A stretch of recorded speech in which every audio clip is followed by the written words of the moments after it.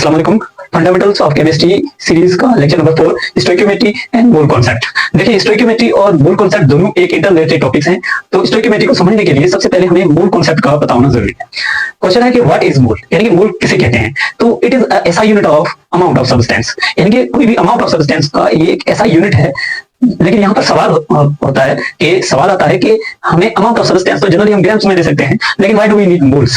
Because mole से हमें दो तरह की इंफॉर्मेशन मिलती है, एक तो अमाउंट ऑफ सब्सटेंस की और दूसरा जो है नंबर ऑफ पार्टिकल्स। तो केमिस्ट्री के अंदर जो केमिकल रिएक्शंस होते हैं उसमें न सिर्फ हमें अमाउंट ऑफ सब्सटेंस काउंट करनी पड़ती है, बल्कि we also need the information of number of particles, यानी कि हमें पता होना चाहिए कि उसमें कितने पार्टिकल्स बने या कितने पार्टिकल्स जो है उन्होंने रिएक्ट किया केमिकल रिएक्शन में। इस तरह से जो है we need number of particles as well. That's why in chemistry generally we use mole for the amount of substance, क्योंकि उसके साथ जो है नंबर ऑफ पार्टिकल्स की भी इंफॉर्मेशन मिलती है और ये जाहिर होता है उसकी डेफिनेशन से। तो इसको कैसे डिफाइन करेंगे? ये amount of substance that contain 6.02 into 10⁻23 particles. तो पार्टिकल्स का मतलब यहाँ पर होगा एटम्स या फिर मॉलिक्यूल्स या आयन या फिर फार्मूला यूनिट्स हम लेते हैं।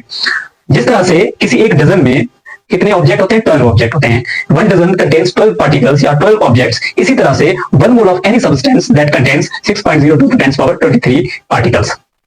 Another definition अगर हम लें तो हम कहेंगे atomic mass, molecular mass, formula mass या फिर आयोनिक मास एक्सप्रेस्ड इन ग्राम। तो किसी भी सब्सटेंस का एटॉमिक मास हो गया, सपोज करें कि सोडियम का एटॉमिक मास होगा 23 mu, यानी कि it is representing mass of one sodium atom.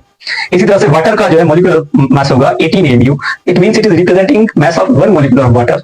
और NaCl का जो एटॉमिक मास है 58.5 mu, यानी कि it is representing mass of one formula unit of NaCl।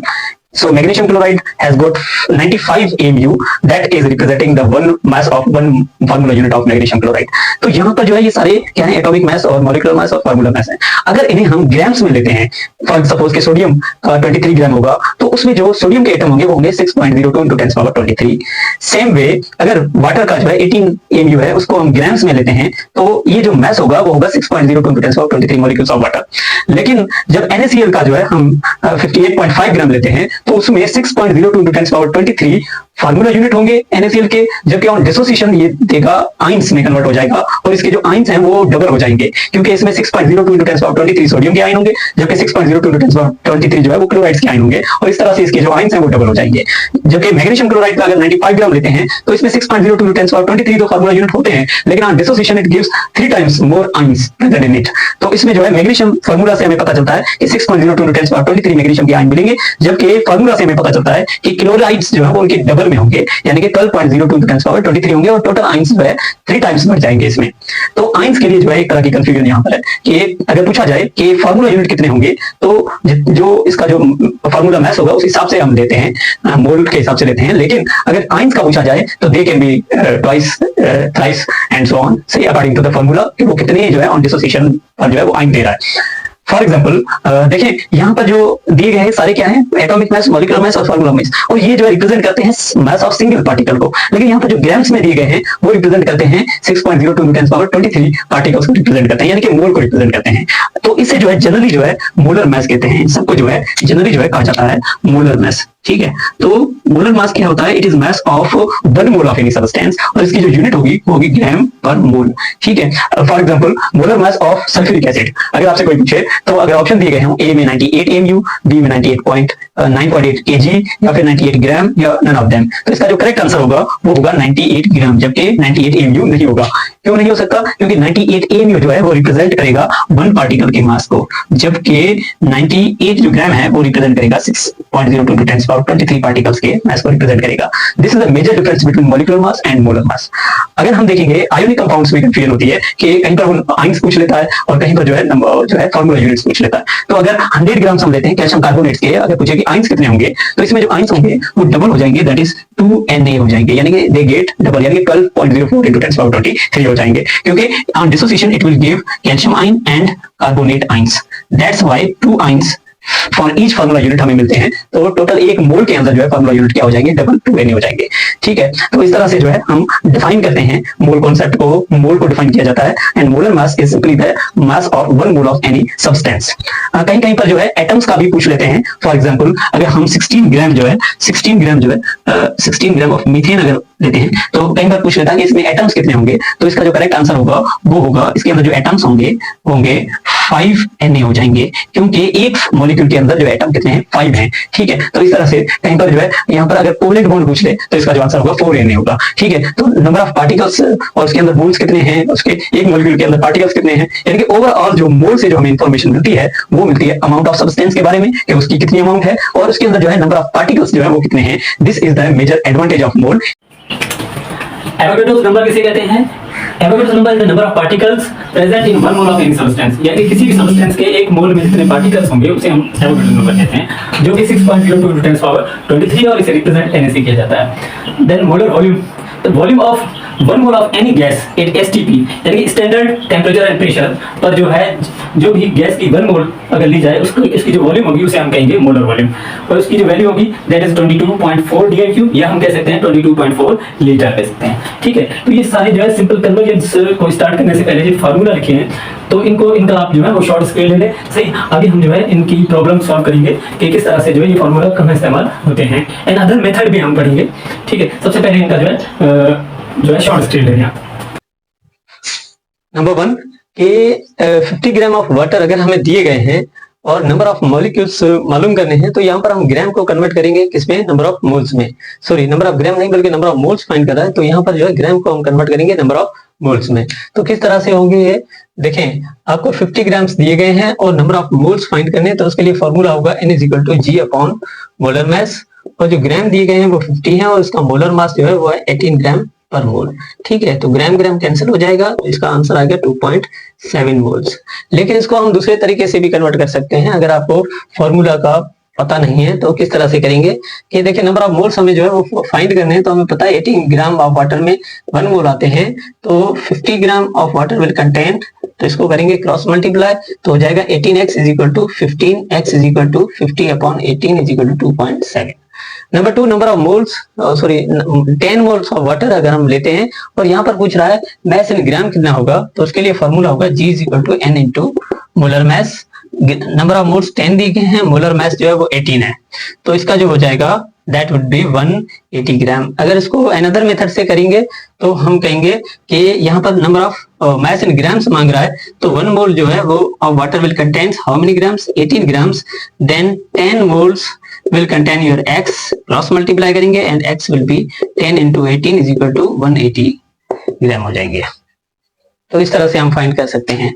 ठीक है, नंबर 3, 5 मोल ऑफ मीथेन अगर दिया गया है और नंबर ऑफ मॉलिक्यूल्स पूछ रहा है, यानी कि मोल्स हमें मिले हुए हैं और नंबर ऑफ पार्टिकल्स हमें क्या करने हैं, फाइंड करने हैं। तो हम किस तरह से करेंगे कि सपोज करें कि उसके लिए जो फॉर्मूला होगा वो होगा N = N × Na। सही, और नंबर ऑफ मोल्स कितने हैं, 5 है, Na जो है 6.02 × 10⁻23, और जो है इसका आंसर होगा 30 × 10⁻23, यहाँ पर 02 को मैंने इग्नोर किया है। ठीक है, तो इसका आंसर इस तरह से भी हम लिख सकते हैं। ठीक है, अनदर मेथड से अगर हम इसे कैलकुलेट करना चाहें तो हम कैसे करेंगे, जैसे कि नंबर ऑफ मॉलिक्यूल्स हमें फाइंड करने हैं, तो हमें पता है कि एक मोल में नंबर ऑफ मॉलिक्यूल्स आते हैं 6.02 × 10⁻23, तो यहाँ पर पूछ रहा है 5 मोल्स में कितने आएंगे, योर x, और x will be equal to 5 × 6.02 × 10⁻23 and answer will be 3.0 × 10⁻24।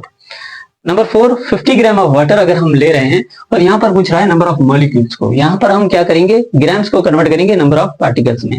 ठीक है, तो वो उसका जो फॉर्मूला होगा वो होगा N = G upon molar mass into Avogadro's number, क्योंकि इसी फॉर्मूला को हम मॉडिफाई कर रहे हैं, तो N की वैल्यू जो हो जाएगी वो होगी G upon molar mass into Na। तो ग्राम्स जो हमें मिले हैं वो 50 और मोलर मास 18 है, और इसका हो जाए 6.02 × 10⁻23, 02 को मैं इग्नोर कर देता हूँ 3 टाइम्स, और आंसर आ जाएगा 2.7 × 10⁻23। सही है, इसको एक अनदर मेथड से भी हम कैलकुलेट कर सकते हैं, किस तरह से कि 18 ग्राम जो है वो कंटेन करता है कितने मॉलिक्यूल, 6.02 × 10⁻23, तो 15 ग्राम विल कंटेन हाउ मच, तो 18x = 50 मल्टीप्लाइड बाय 6.02 × 10⁻23, तो x बराबर हो जाएगा 15 × 6.02 × 10⁻23, डिवाइड कर लेंगे हम 18 से, तो आंसर जो है वो सेम होगा लाइक दिस, यानी कि 2.7 × 10⁻23 हो जाएगा। ठीक है, नंबर 5, अगर हमें नंबर ऑफ मॉलिक्यूल्स दिए गए हैं, पार्टिकल्स दिए गए हैं, एटम दिए गए हैं, तो उसमें ग्राम्स हम किस तरह से फाइंड कर सकते हैं, तो जनरली हम इसी फॉर्मूला को क्या करेंगे, रीअरेंज करेंगे। सिंपली हम जो है फॉर्मूला रीअरेंज करेंगे, तो हो जाएगा G = n into molar mass upon Na, ठीक है। और नंबर ऑफ पार्टिकल्स जो हमें दिए गए हैं वो कितने हैं 6.02 इंटू 10 पावर 24 और Na जो है वो है 6.02 इंटू 10 पावर 23 और इसका जो मोलर मास होगा वो होगा 24। तो ये दोनों हो जाएंगे कैंसिल, सही है। और इसमें से बचेगा 10 को अगर मल्टीप्लाई करेंगे 24 से तो आंसर आएगा 240 ग्राम, सही है। तो इस तरह से हमें आंसर हासिल हो जाएगा। एंड अदर मेथड से जो है हम फाइंड करेंगे तो हमें पता है कि 6.02 इंटू 10 पावर 23 अगर हम मैग्नीशियम के लेते हैं तो आंसर आएगा 20 बराबर किसके होगा 24 ग्राम के, सही है। तो अगर हम लेंगे 6.02 इंटू 10 पावर 24 अगर हम लेते हैं तो उसमें पार्टिकल्स कितने आएंगे, ठीक है, दैट इज 6.02 इंटू 10 पावर 23 जो है x बराबर हो जाएंगे 6.02 इंटू 10 पावर 24 इंटू 24, सही। तो x बराबर हो जाएगा इसके 6.02 इंटू 10 पावर 24 मल्टीप्लाई 24 कर देंगे और डिवाइड कर देंगे 6.02 इंटू 10 पावर 23, आंसर आएगा 240 ग्राम, ठीक है। Number 6 3.01 into 10 power 22 atoms of aluminium के अगर हम लेते हैं तो इसमें नंबर ऑफ मोल्स पूछ रहा है। तो नंबर ऑफ मोल्स फाइंड करने के लिए हम इस फॉर्मूला को रीअरेंज करेंगे। किस तरह से रीअरेंज करेंगे, यहाँ पर नंबर ऑफ मोल्स चाहिए हमें, तो n बराबर किसके हो जाएगा कैपिटल N अपॉन Na, सही। तो नंबर ऑफ पार्टिकल्स कितने हैं 3.01 इंटू 10 पावर 22 और Na जो है वो है 6.02 इंटू 10 पावर 23, सही। तो इसका जो आंसर है 1 टाइम इसे 2 टाइम यहाँ पर हो जाएगा हाफ इंटू, अगर ऊपर जो है 10 पावर 20 है और नीचे 22 है और नीचे जो है 10 पावर 23 है, तो इसका आंसर होगा 10 पावर -1 यानी कि 0.05 जो है वो ग्राम्स आ जाएंगे, ठीक है। This is the answer. इसको अनदर मेथड से अगर हम कैलकुलेट करना चाहें तो यहाँ पर पूछ रहा है नंबर ऑफ मोल्स। तो इसका ट्रिक ये है कि जो चीज इसकी ट्रिक ये है कि जो चीज आपको फाइंड करनी है उसको हमेशा लास्ट में लिखना पड़ेगा। इस तरह से देखिए नंबर ऑफ मोल्स आपको जो है वो फाइंड करने हैं, तो आपको पता है 6.02 इंटू 10 पावर 23 में नंबर ऑफ मोल्स 1 आते हैं, जबकि यहाँ पर दिया गया है 3.01 इंटू 10 पावर 22 में नंबर ऑफ मोल्स कितने आएंगे, आप कर देंगे क्रॉस मल्टीप्लाई, ठीक है। तो इस तरह से 6.02 इंटू 10 पावर 23 जो है x बराबर हो जाएंगे 3.01 इंटू 10 पावर 22, सही है। x will be equal to 3.01 into 10 power 22 को डिवाइड कर देंगे 6.02 इंटू 10 पावर 23 से, तो आंसर आ जाएगा 0.05 ग्राम्स, ठीक है। नंबर 7 10 ग्राम ऑफ मीथेन अगर हम लेते हैं तो उसकी वॉल्यूम क्या होगी। तो इसके लिए जो हमें फॉर्मूला है that is V is equal to G upon molar mass into molar volume, सही है। तो ग्राम्स कितने दिए गए हैं 10, मोलर मास क्या है 16 और जो है मोलर वॉल्यूम होगी दैट इज 22.4। तो इसका जो करेक्ट आंसर हो जाएगा that is upon 16 is equal to, यानी कि इसको हम 224 अपॉन 160 भी लिख सकते हैं। तो इसका जो आंसर होगा वो होगा 40 लीटर, सही है।